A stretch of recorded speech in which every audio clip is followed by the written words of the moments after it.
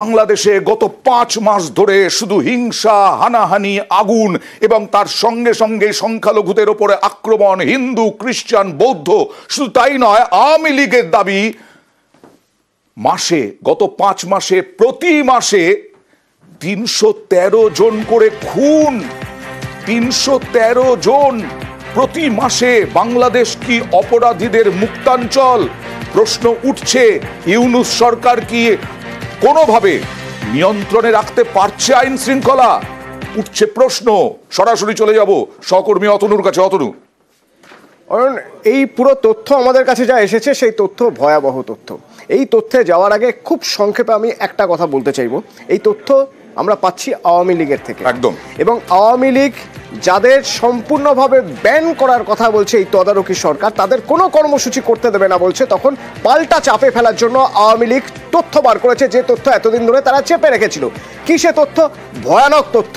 যে তথ্য তুমি কিছুটা আভাস দিলে অয়ন, যে প্রত্যেক মাসে 313 জনের মৃত্যু হয়েছে। 313 জন, 13 জন বাদ দিয়ে 300 যদি ধরি, তার মানে গড়ে দেখতে গেলে প্রত্যেক দিন 10 জনের মৃত্যু হয়েছে। ভাবা যায়?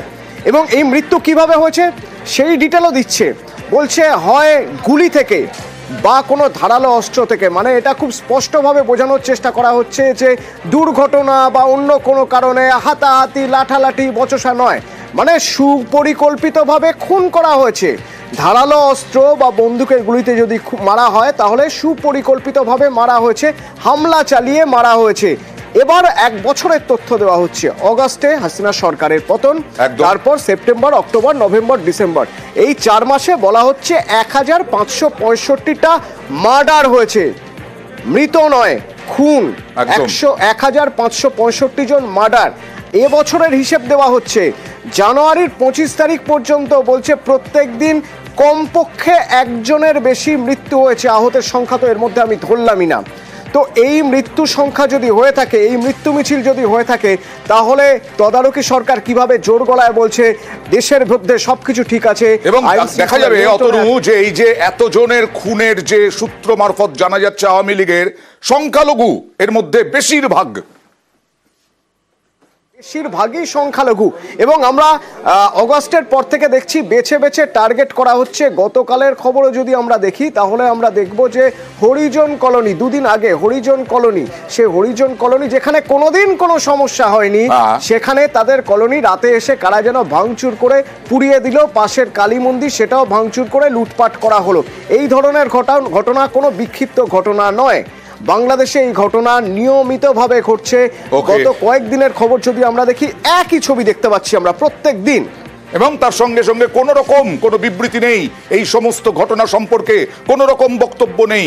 এবং শুধু তাই নয়, সংখ্যালঘুদের ওপর নির্যাতন হচ্ছে, খুন হচ্ছেন, সেটাও অস্বীকার করে যাচ্ছে ইউনূস সরকার।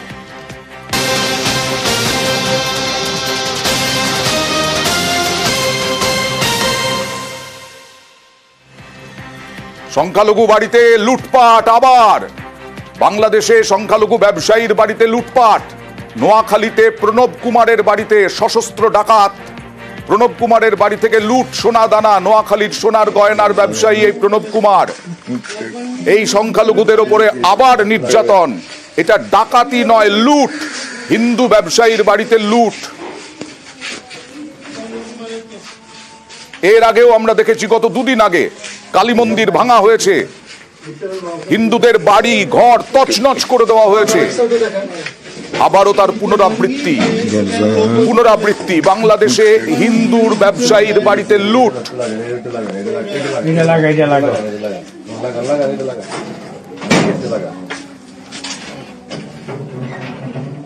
আর একে একে ইউনূস সরকারের ওপরে আস্থা হারাচ্ছে বিভিন্ন দল, বিভিন্নভাবে তার আস্ফালন দেখা যাচ্ছে। ইউনূস সরকারের ওপরে আর আস্থা রাখতে পারছেন না অনেকেই। ইউনূস সরকারে অক্ষম অন্তর্বর্তী সরকার, রাষ্ট্র চালাতে পারছেন না। আন্দোলন দমনে অদক্ষ সরকার। কারা বলছে? গণপরিষদ, গণ অধিকার পরিষদ। এই গণ অধিকার পরিষদও গণ অভ্যুত্থান যেটাকে বলছে জুলাইয়ে, সেই সময় আন্দোলনে ছিল।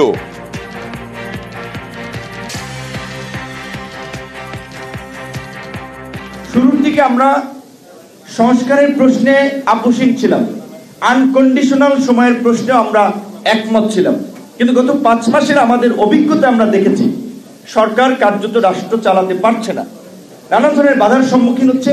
তাদের অভিজ্ঞতা না থাকার ফলে আরো জটিলতা তৈরি হচ্ছে। সহজ কিছু বিষয় সহজে সমাধান করতে পারতো, সেগুলো আরো কমপ্লেক্স করে ফেলছে। তো এই পরিস্থিতিতে আমাদের এটা উপলব্ধি হয়েছে, একটা নির্বাচিত সরকার ছাড়া, রাজনৈতিক সরকার ছাড়া রাষ্ট্রের এই পরিস্থিতিতে দেশকে পরিচালনা করা সম্ভব নয়।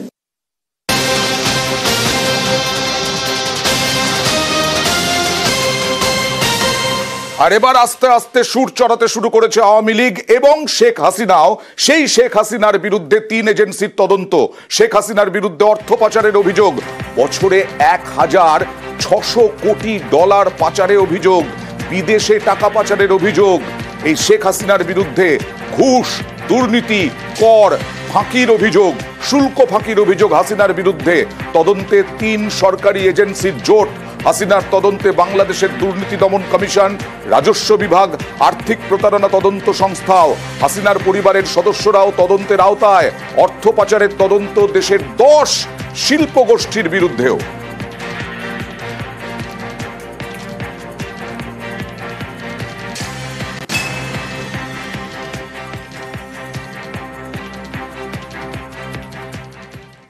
বাংলাদেশে হিংসা হানাহানি তো চলছেই, তার মধ্যেই ক্ষোভের পারদও চলছে। হাসিনা পরবর্তী সময়ে 6 মাসে 136টি আন্দোলন হয়েছে শুধুমাত্র রাজধানী ঢাকায়। একটা রাজধানীতে এখানেই শেষ নয়, এবার ফেব্রুয়ারিতে দেশ জুড়ে ধর্মঘটের ডাক আওয়ামী লীগের।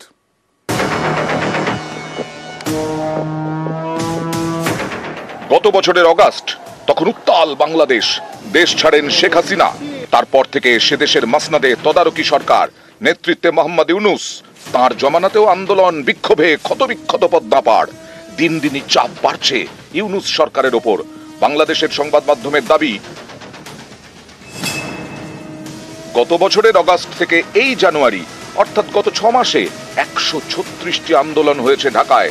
শুধুমাত্র রাজধানীতেই 177 দিনে 136টি আন্দোলন। বেশিরভাগই হয়েছে অচেনা কোনো গোষ্ঠীর ব্যানারে। চাকরির স্থায়ীকরণ, বদলি, নিয়োগ সহ নানা ইস্যুতে আন্দোলন হয়েছে ঢাকায়। নতুন বছরের প্রথম 28 দিনে 40টি আন্দোলন দেখেছে ঢাকা। 6 মাস ধরে আন্দোলনে জেরবার ঢাকা। এরই মাঝে ময়দানে নামছে আওয়ামী লীগ। ফেব্রুয়ারিতে দেশ জুড়ে হরতালের ডাক দিয়েছে শেখ হাসিনার দল মোহাম্মদ ইউনূসের পদত্যাগের দাবিতে। মাসের প্রথম 5 দিন লিফলেট বিলি, 6 ফেব্রুয়ারি প্রতিবাদ মিছিল এবং সমাবেশ, 10ই ফেব্রুয়ারি বিক্ষোভ মিছিল এবং সমাবেশ, 16ই ফেব্রুয়ারি অবরোধ, 18ই ফেব্রুয়ারি দেশ জুড়ে হরতাল। আওয়ামী লীগের এই কর্মসূচি প্রকাশ্যে আসতেই পাল্টা সুর চড়িয়েছে বাংলাদেশের তদারকি সরকার। ইউনূস সরকারের প্রেস সচিব শফিকুল আলম সোশ্যাল মিডিয়ায় লিখেছেন, আমাদের কি ফ্যাসিস্ট আওয়ামী লীগকে বিক্ষোভ করার সুযোগ দেওয়া উচিত? জুলাই আগস্টের ভিডিও ফুটেজে স্পষ্ট দেখা যায় যে আওয়ামী লীগের কর্মীরা শান্তিপূর্ণ বিক্ষোভকারীদের হত্যায় অংশ নিয়েছিল। তাদের পরিচালিত হত্যাকাণ্ডে শহীদ হয়েছেন কয়েকশো তরুণ শিক্ষার্থী, এমনকি নাবালক শিশুরাও। জুলাই গণ অভ্যুত্থানের সময় গণহত্যা, খুন ও তাণ্ডবের জন্য দায়ী শেখ হাসিনার নেতৃত্বাধীন আওয়ামী লীগের সরকার।